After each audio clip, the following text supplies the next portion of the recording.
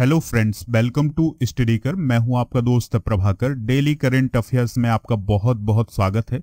आज हम डिस्कस करेंगे 7 अगस्त 2022 के मोस्ट इंपॉर्टेंट करंट अफेयर्स के क्वेश्चन। तो आप इस लेक्चर को बहुत ही ध्यान से सुनिएगा, लास्ट तक सुनिएगा और लास्ट में आपसे कुछ क्वेश्चन पूछाएंगे तो उनके आंसर आप कमेंट बॉक्स में जरूर दीजिएगा। अगर आप चैनल पर नए हैं तो चैनल को आप सब्सक्राइब कर लें, बेल आइकॉन भी दबा लें जिससे आपको समय पर और सबसे पहले नोटिफिकेशन मिल सकेगा। दोस्तों, अगर आपको इस लेक्चर का पीडीएफ चाहिए तो पीडीएफ मिलेगा आपको हमारे एप्लीकेशन पर। एप्लीकेशन का लिंक डिस्क्रिप्शन बॉक्स में दिया गया है, तो वहां से आप इसको डाउनलोड कर सकते हैं। दोस्तों, गूगल प्ले स्टोर से भी आप एप्लीकेशन डाउनलोड कर सकते हैं। इसके बाद आप स्टडी मटेरियल पर जाइए और फ्री टेस्ट पर जाइए। तो स्टडी मटेरियल पर आपको पीडीएफ मिलेगा, फ्री टेस्ट पर आपको इसी लेक्चर का टेस्ट भी मिल जाएगा। तो आप अपनी तैयारी देख सकते हैं कि आप कितने तैयार हैं एग्जाम के लिए। चलिए फ्रेंड्स, फर्स्ट क्वेश्चन डिस्कस करते हैं, ध्यान से सुनिएगा।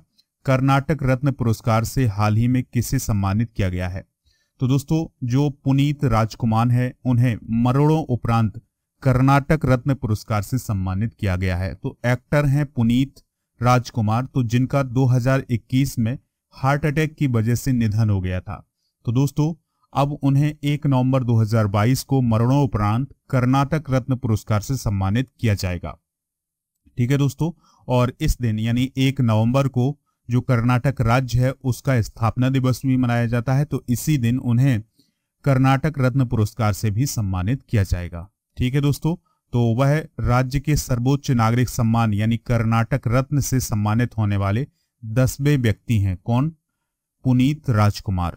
चलिए फ्रेंड्स, नेक्स्ट क्वेश्चन डिस्कस करते हैं। जगदीप धनखड़ किस क्रम के भारत के उपराष्ट्रपति बने हैं? तो देखिए, अभी हाल ही में 6 अगस्त 2022 को उपराष्ट्रपति पद के जो चुनाव है वो संपन्न हुए हैं और उसमें जगदीप धनखड़ ने मार्गरेट अल्वा को हरा करके और उपराष्ट्रपति पद का जो चुनाव है वो अपने नाम कर लिया है, जीत लिया है। तो भारत के अब जो 14वें क्रम के जो उपराष्ट्रपति बने हैं वो कौन बने हैं?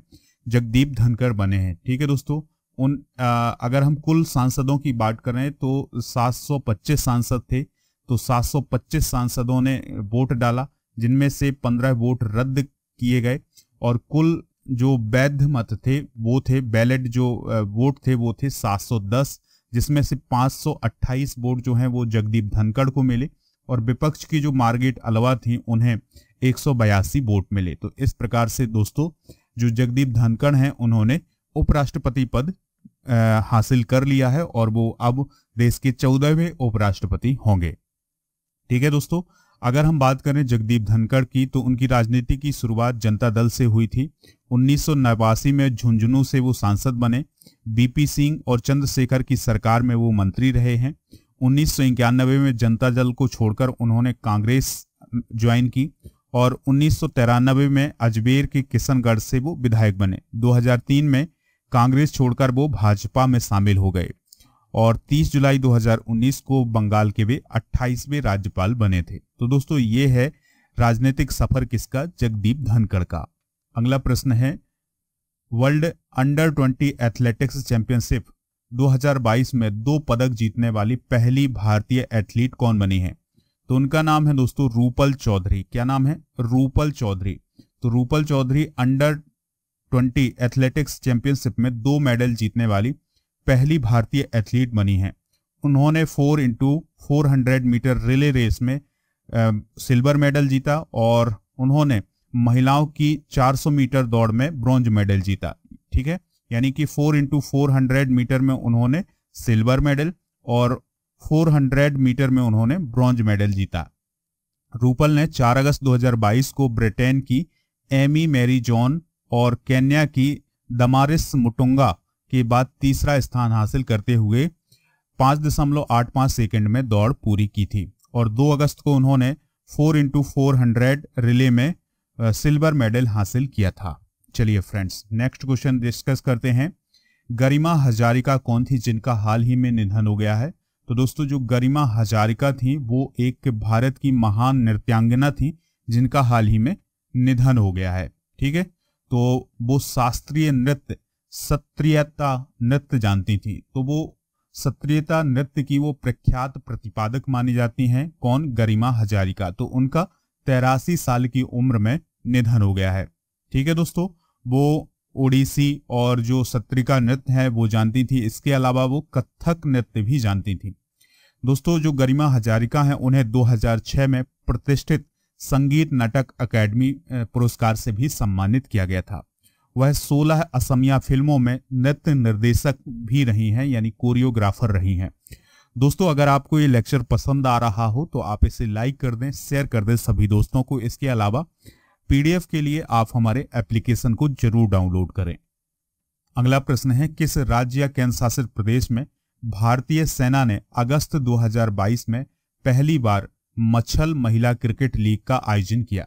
अब यहां पर एक शब्द आया है जिसका नाम है मछल।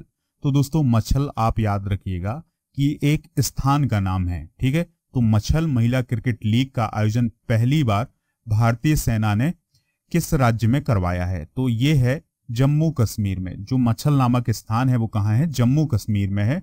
तो वहीं पर अभी हाल ही में भारतीय सेना ने महिला क्रिकेट लीग का आयोजन करवाया है। तो दोस्तों, उत्तरी कश्मीर में भारतीय सेना ने स्थानीय अधिकारियों के साथ मिलकर पहली बार मछल महिला क्रिकेट लीग का आयोजन किया। मछल महिला क्रिकेट लीग आप याद रखिएगा, जो मछल है वो एक स्थान का नाम है। भारतीय सेना ने इस लीग का आयोजन LOC के पास करवाया है। ठीक है, ये सबसे बड़ी बात है कि भारतीय सेना ने इसका आयोजन जो है, यानी इस क्रिकेट लीग का आयोजन जो है वो LOC के पास करवाया है।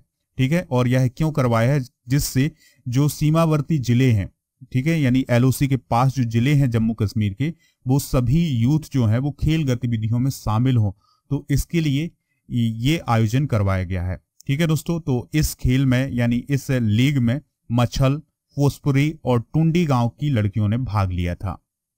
ठीक है दोस्तों, तो याद रखिएगा भारतीय सेना ने पहली बार मछल महिला क्रिकेट लीग का आयोजन कहां करवाया है? जम्मू कश्मीर में करवाया है। अगला प्रश्न है, किस पहलवान खिलाड़ी ने कॉमनवेल्थ गेम्स 2022 बर्मिंघम में गोल्ड मेडल जीता है? तो दोस्तों, बजरंग पुनिया, साक्षी मलिक और दीपक पुनिया, इन तीनों लोगों ने राष्ट्रमंडल खेलों में यानी कॉमनवेल्थ गेम्स में जो कि बर्मिंघम में हो रहे हैं, तो इन्होंने गोल्ड मेडल हासिल किया है। तो इसका राइट आंसर क्या हो जाएगा? उपरोक्त सभी हो जाएगा।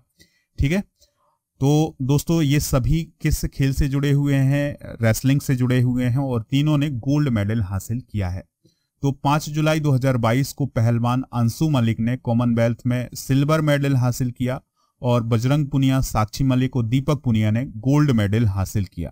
ठीक है दोस्तों, तो पुरुषों के 65 किलोग्राम फाइनल में बजरंग ने कनाडा के खिलाड़ी को हरा करके 62 किलोग्राम के फाइनल में साक्षी मलिक ने कनाडा की खिलाड़ी को हरा करके गोल्ड मेडल जीता है। और दीपक की बात करें तो उन्होंने पाकिस्तान के मोहम्मद इनाम को हरा करके गोल्ड मेडल हासिल किया था। ठीक है दोस्तों, चलिए अगला प्रश्न देखते हैं। केंद्र सरकार ने अगस्त 2022 में केंद्रीय कैबिनेट सचिव राजीव गौबा के लिए सेवा में कितने वर्ष के विस्तार को मंजूरी दी है? देखिए दोस्तों, केंद्रीय कैबिनेट सचिव कौन है? राजीव गौबा। तो उनका कार्यकाल 1 साल के लिए फिर से बढ़ा दिया गया है। ठीक है, उनका कार्यकाल पिछले वर्ष यानी 2021 में भी 2022 तक के लिए बढ़ा दिया गया था, लेकिन अब उनका कार्यकाल 2022 में फिर बढ़ा दिया गया है 2023 तक के लिए। ठीक है, सरकार ने 5 जुलाई 2022 को केंद्रीय कैबिनेट सचिव राजीव गौबा के लिए सेवा विस्तार किया है। 1 साल का सेवा विस्तार किया है। यह उनका दूसरा सेवा विस्तार है। पूर्व केंद्रीय गृह सचिव रह चुके हैं राजीव गौबा। तो 2019 में 2 साल के लिए वो कैबिनेट सचिव नियुक्त किए गए थे, लेकिन 2021 में उनका कार्यकाल बढ़ाया गया और अब जो है 2022 में भी उनका कार्यकाल बढ़ाया गया है 1 साल के लिए, यानी अब वो 2023 तक के लिए नियुक्त हो चुके हैं। ठीक है, तो याद रखिएगा कैबिनेट सचिव कौन है? राजीव गौबा हैं। अगला प्रश्न है, लास्ट क्वेश्चन है, ध्यान से सुनिएगा कि चेयरमैन कौन बने हैं, यानी OIL के चेयरमैन कौन बने हैं? किसने ये पद भार ग्रहण किया है? आंसर है इसका रंजीत रथ। दोस्तों, रंजीत रथ ने सार्वजनिक क्षेत्र की petroleum company oil India limited के चेयरमैन का पदभार संभाल लिया है। वे पहले mineral exploration and consultancy limited के चेयरमैन और प्रबंध निदेशक थे। तो दोस्तों ये थे आज के मोस्ट इंपॉर्टेंट करंट अफेयर्स के क्वेश्चन। अब आपसे कुछ क्वेश्चन पूछे जा रहे हैं तो उनके आंसर आप कमेंट बॉक्स में जरूर दीजिएगा। पहला क्वेश्चन है भारत के 14वें राष्ट्रपति कौन बने हैं, और दूसरा क्वेश्चन है अंशु मलिक का संबंध किस खेल से है। तो इन दोनों प्रश्नों के आंसर आप कमेंट बॉक्स में जरूर दीजिएगा, हमें इंतजार रहेगा आपके आंसर का। दोस्तों एप्लीकेशन डाउनलोड कर लें पीडीएफ के लिए, तो अगर आपको पीडीएफ चाहिए तो एप्लीकेशन डाउनलोड कर लें, और फ्री टेस्ट चाहिए तो फ्री टेस्ट के लिए भी आप एप्लीकेशन को डाउनलोड कर लीजिएगा। जय हिंद, वंदे मातरम।